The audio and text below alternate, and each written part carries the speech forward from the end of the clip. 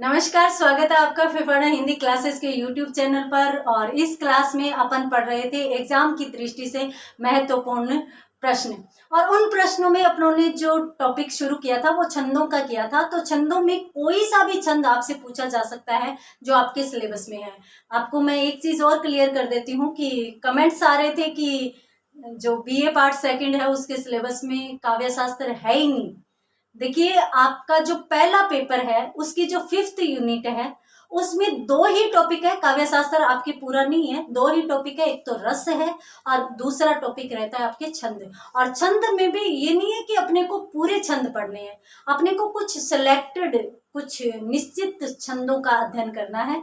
और उन्हीं छंदों को लेकर ये क्लास दी गई है, क्योंकि सामान्यतः पाठ तो लगभग अपन कर चुके हैं, ये छंद थोड़ी सी मुश्किल बन जाते हैं, तो उनको भी अपन यहाँ पर क्लियर कर लेते हैं। तो पहले की क्लासेस अपनी जो छंदों की आई है उनमें अपनों ने बेसिक चीजें देखी। छंदों में गण की गणना किस प्रकार से होती है, छंद कितने प्रकार के होते हैं, छंदों में नियम कौन कौन से और कितने प्रकार के होते हैं, वो चीजें अपनों ने देख ली है। आज की क्लास में अपन जो आपके सिलेबस में दिए गए हैं वो नियमानुसार, क्रमानुसार छंदों को देखने वाले हैं। तो सबसे पहले आपके सिलेबस में छंद दिया गया है दोहा। देखिए, बहुत ही महत्वपूर्ण छंद है और ऐसा छंद है जो हिंदी साहित्य के प्रारंभिक काल से वर्तमान तक प्रचलन में है और बहुत ही पसंद किया जाता है। लगभग कवियों का पसंदीदा छंद ये माना जाता है। एक तो छोटा सा होता है, इसके साथ साथ इसमें तुकांतता होती है, तो लगभग सभी को आसानी से याद हो जाता है, गले पर बैठ जाता है। तो इसलिए इस छंद को, और सामान्यतः तो पहले तो यूं कहा भी जाता था सोरठियो दूहो बलो, यानी अपभ्रंश के लिए भी इस प्रकार की बातें कही जाती थी। तो दोहा छंद बहुत ही महत्वपूर्ण है, बहुत ही सुंदर छंद है। कबीरदास जी को याद कीजिए, कबीरदास जी ने लगभग दोहे लिखे हैं, हालांकि और भी साखियां वगैरह भी लिखी हैं। और दोहे उनके अक्सर गाते हैं लोग, इतना प्रेम से गाते हैं। और गाया इसीलिए जाता है क्योंकि दोहा छंद है। आप कवित को गाकर देख लीजिए, नहीं गाया जाएगा। सवैया को गाकर देख लीजिए, नहीं गाया जाएगा। परंतु दोहा आसानी से गाया जा सकता है। बिहारी को याद कीजिए, बिहारी ने पूरा का पूरा सत्सई ग्रंथ ही दोहा छंद में रच डाला। तो इस प्रकार से ये बहुत ही महत्वपूर्ण छंद है। इसके नियम कौन से होते हैं, सबसे पहले तो मैं आपको बता देती हूँ कि यह एक मात्रिक छंद है। यह एक मात्रिक छंद है। दूसरी महत्वपूर्ण बात, 4 चरण होते हैं। 4 चरण होते हैं।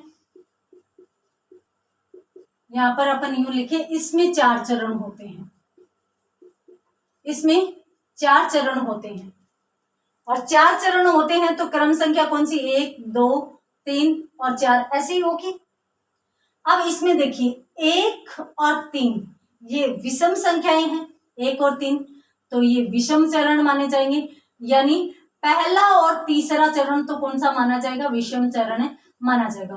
और दूसरी और चौथी संख्या सम संख्याएं होती हैं, तो इसलिए दूसरा और चौथा चरण कौन सा माना जाएगा, सम चरण माना जाएगा। पहली महत्वपूर्ण बात मात्रिक छंद, दूसरा इसमें 4 चरण होते हैं। तीसरी महत्वपूर्ण बात कि जो पहला और जो तीसरा चरण है उसमें तो जो मात्राओं की संख्या होगी, यानी अपन यूं कहें कि विषम चरणों में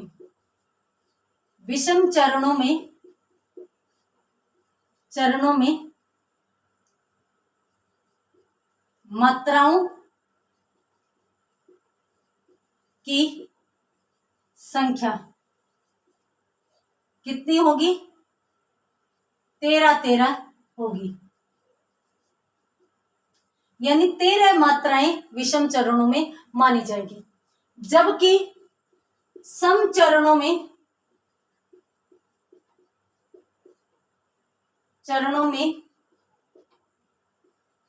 मात्राओं की संख्या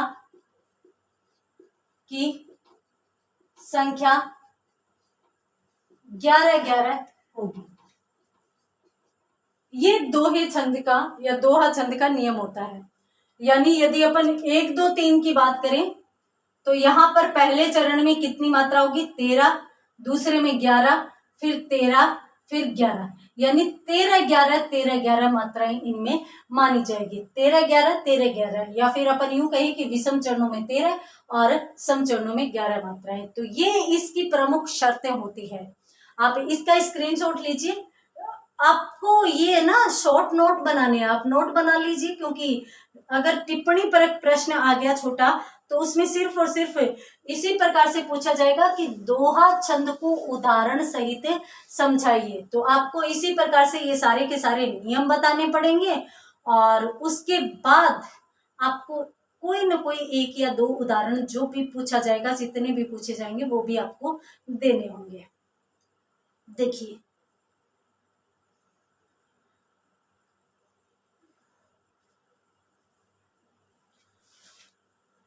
यहां पर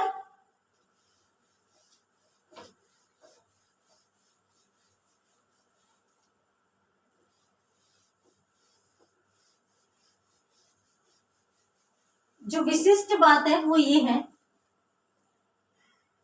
पहली बात तो इस संबंध में यह कही जा सकती है कि इसके विषम चरणों के प्रारंभ में इसके विषम चरणों के प्रारंभ में जगण नहीं आता। एक विशिष्ट बात तो ये कि विषम चरण जो होंगे उनके प्रारंभ में जगण कभी भी नहीं आता। दूसरा,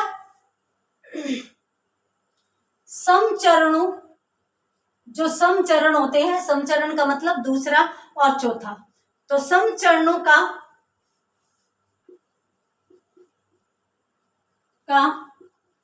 अंतिम अक्षर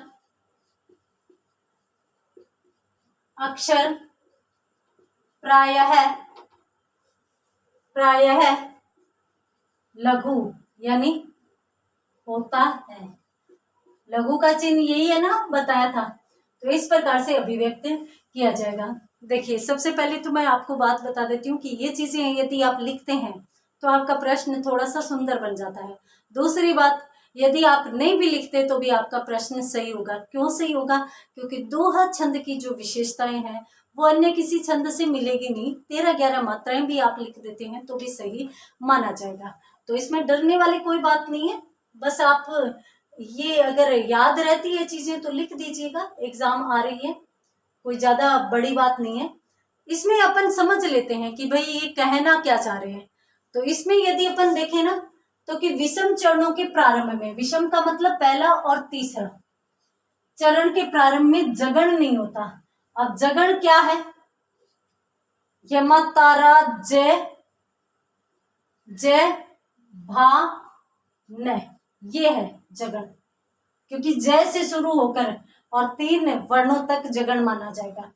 तो ये जय तो हुआ लघु और ये हुआ गुरु लघु, यानी इसमें पहले और तीसरे चरण का प्रारंभ लघु गुरु लघु से नहीं होगा। बस इतनी सी बात है, लघु गुरु लघु से नहीं होता। और सम चरणों का अंतिम अक्षर प्रायः है लघु होता है, हमेशा नहीं होता। प्रायः का मतलब है कि अक्सर सम चरणों का अंतिम अक्षर, सम चरण का मतलब दूसरा और चौथा चरण, इनका जो अंतिम चरण है वो या अंतिम अक्षर है वो लघु होता है।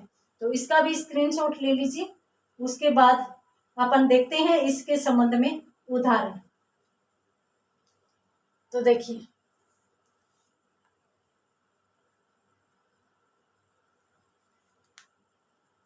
इसका उदाहरण भी अपन यहां पर देख लेते हैं।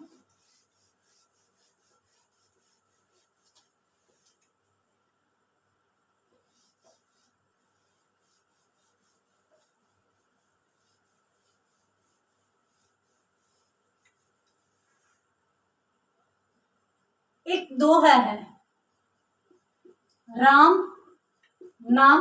आपका आसानी, सबसे आसान दोहा जो आपकी जुबान पर है वही बता रही हूं, ताकि आपको कहीं भी समझने में कोई भी मुश्किल नहीं हो। तो राम नाम की लूट है। लूट में, दोबारा लिखते हैं इसको क्योंकि ये अपन पहला और दूसरा चरण एक ही लाइन में लिखेंगे। राम नाम की लूट है। लूट सके तो लूट। राम नाम की लूट है, लूट सके तो लूट।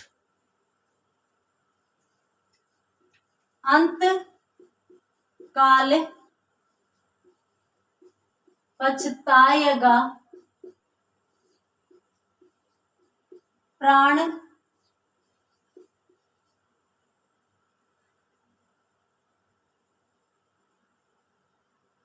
प्राण जाएगा छूट। तो ये दोहा है, राम नाम की लूट है, लूट सके तो लूट, अंतकाल पछताएगा। सबसे पहले तो मैं आपको बता देती हूँ कि ये पहला चरण है, ये दूसरा चरण है, ये तीसरा चरण है और ये चौथा चरण है। यानी ये दोनों तो समचरण होंगे, ये दोनों विषम चरण होंगे। ठीक है, यहां पर अपनों ने देखा था कि भाई विषम चरणों की मात्राएं कितनी आनी चाहिए, 13 आनी चाहिए। इन दोनों की 13 मात्राएं आनी चाहिए और सम चरणों की मात्राएं कितनी आनी चाहिए, 11। इन दोनों की 11 आनी चाहिए, यानी 13-11 का नियम इसमें होना चाहिए। अब अपन गिनती करते हैं मात्राओं की कैसे होगी। मैंने आपको बताया था कि जो छोटे स्वर हैं या जो मूल स्वर हैं, ए, ई, उ, री और इसके साथ साथ चंद्र बिंदु, इनकी मात्राएं एक गिनी जाती है। बाकी सभी के सभी स्वरों की मात्राएं 2-2 गिनती में की जाती है। चलो अपन लिख के ही छोड़ लेते हैं। ए की, छोटे ई की, छोटा ऊ की, री की और इसके साथ साथ चंद्र बिंदु की, इनकी मात्राएं एक गिनी जाती है। तो देखिए यहाँ पे आ है तो आ की मात्राएं गुरु 2 गिनी जाएगी। ए है तो ए की मात्रा 1 यानी लघु। अब यहाँ पे गुरु, यहाँ पे लघु, यहाँ पे गुरु, यहाँ पे गुरु क्योंकि बड़ा हुआ है, यहाँ पे लघु और यहाँ पे गुरु। क्यों गुरु? क्योंकि है। इस प्रकार की मात्रा लघु में नहीं है। उसके बाद यहाँ पे भी गुरु, लघु, लघु, फिर गुरु, फिर गुरु, फिर गुरु, फिर लघु। ये हो गया। अब इनको भी देख लेते हैं। अब यहाँ पे चंद्र बिंदु नहीं है, ये याद रखना। और चंद्र बिंदु यदि नहीं है, अनुस्वार यदि है तो अनुस्वार की भी मात्राएं 2 गिनी जाती है। मैंने शुरू करवाया था उस समय भी बताया था, क्योंकि ये पंचम वर्ण होते हैं तो 5वां दूसरा वर्ण आने के कारण इसकी गुरु होगी। ये लघु हो जाएगी, ये गुरु हो जाएगी, ये लघु हो जाएगी, ये लघु, ये लघु, ये गुरु, ये लघु, ये गुरु। उसके बाद ये गुरु, ये लघु, गुरु, लघु, गुरु और गुरु और लघु, ये मात्राएं अपनी होगी। अब अपन गिनती कर लेते हैं भाई कितनी कितनी मात्राएं होंगी। तो सबसे पहले तो 2, 3, 2, 5, 6, 2, 8, 2, 10, 11, 12, 13 हो गई 13 मात्राएं। ठीक है, यहां तक, क्योंकि यहां तक अपने को रुकना था, यही पहला चरण था। यहां से आगे दूसरा चरण शुरू हो जाता है। अब दूसरे चरण की मात्राएं गिने तो 2, 1, 3, 1, 4, 4, 2, 6, 2, 8, 2, 10 और 1, 11 हो गई 11 मात्राएं। यानी इस पहले चरण की 13 मात्राएं, ये भी शर्त पूरी है और इस दूसरे चरण की 11 मात्राएं, ये भी शर्त यहाँ पर पूरी है। ठीक है, सामान्यतः यहाँ पर आप क्लियर कर सकते हो कि इसमें दोहा छंद है। फिर भी अपन तीसरे और चौथे चरण की मात्राएं और गिन लेते हैं। 2, 1, 3, 2, 5, 6, 7, 8, 2, 10, 11 और 12, 13 हो गई 13 मात्राएं। तो ये तीसरे चरण की 13 मात्राएं भी क्लियर है। उसके बाद देखिए 2, 1, 3, 2 5 6 2 8 2 10 और 11, यानी इसमें भी 11। इन चारों चरणों में अपनी जो मात्राओं का नियम है वो बिल्कुल सही बैठ रहा है। किसके अनुसार? दोहा छंद के अनुसार। तो इसमें कौन सा छंद माना जाएगा? दोहा छंद माना जाएगा। साथ ही साथ एक चीज और बता देती हूँ, कबीरदास जी के बहुत से दोहे हैं, आप देखते ही पहचान जाओगे कि दोहा छंद है। बिहारी के सभी छंद दोहे ही है। हाँ, कभी कभार एग्जाम में 1-2 मात्राएं इधर उधर आ जाती है। मान लीजिए कि यहाँ पे 11 मात्रा हो जाए या 10 हो जाए या 14 हो जाए, एक ज्यादा एक आधी ज्यादा या कम हो जाए, कभी कभार प्रिंट की वजह से गलत हो जाता है। तो अपने को क्या करना है कि चारों चरणों की मात्राएं देखनी है। यदि 3 चरण मात्राओं की शर्त पूरी कर रहे हैं तो अपने को वही छंद मान लेना है। अब मान लीजिए कि यहाँ पे 14 मात्राएं आ गई, बाकी सब में इसमें 13, इसमें 11 और इसमें भी 11, इसमें 14 आ गई, तो भी अपन इसको दोहा छंद ही मानेंगे। कभी कभार मिस प्रिंट हो जाता है। दूसरी महत्वपूर्ण बात, एक छंद और भी आता है और वो कौन सा आता है? सोरठा। सोरठा बिल्कुल दोहे का उल्टा है। अगर विशेषताएं पूछ ले, हालांकि अपने नॉलेज के लिए बता रही हूँ क्योंकि पद्य भाग भी चलता है, आपको व्याख्याएं करनी है, तो सोरठा छंद भी कहीं पर आ सकता है। हालांकि सिलेबस में दोहा ही छंद है, सोरठा है नहीं, फिर भी मैं बता देती हूँ क्योंकि ये ज्यादा अलग नहीं है। सोरठा छंद बिल्कुल दोहा से उल्टा होता है। कैसे? यहाँ पर दोहा में जो 13-13 मात्राएं की है ना, यहाँ पे तो हो जाएगी 11-11, और यहाँ पे जो अपन ने 11-11 मात्राएं की है वो हो जाएगी 13-13। या फिर मैं ऐसे कहूं, लूट सके तो लूट, राम नाम की लूट है। पहले ये लाइन बोल दी, अब ये बोल दी। पहले 1 नंबर चरण ये हो जाए और 2 नंबर चरण ये हो जाए, 3 नंबर चरण ये हो जाए और 4 नंबर चरण यदि ये हो जाए तो ये इसी का ही सोरठा बन जाता है। और दोहे के सोरठे बनाते भी है बहुत सारे कवि। बिहारी सतसई के जो पहली टीका ग्रंथ लिखा गया था, कृष्ण कवि ने लिखा था, तो वो दोहे को सोरठे में ही बदला था। तो इस प्रकार से पहला चरण इस प्रकार से लिख देते हैं, लूट सके तो लूट, राम नाम की लूट है, प्राण जाएगा छूट, अंतकाल पछताएगा। इस प्रकार से यदि अपनों ने लिख दिया तो वो सोरठा छंद बन जाता है। तो उम्मीद करती हूँ कि ये दोनों छंद आपको समझ में आए होंगे। आपको सीधा का सीधा लिखना है इन सभी चीजों को। मिलते हैं अगली क्लास में कुछ अगले छंदों के साथ। तब तक के लिए धन्यवाद।